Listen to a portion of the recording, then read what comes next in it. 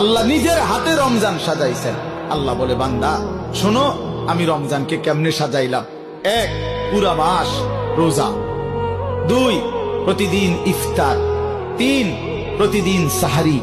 4, প্রতিদিন 20 রাকাত তারাবি। 5, শেষ দশকে এতেকাফ। 6, শেষ দশকের বেজর রাত্রিতে শবে কদর। এরপরে 7, একটা নফল একটা ফরজের সমান। 8, একটা ফরজ 70টা ফরজের সমান। 9, প্রথম দশক রহমত।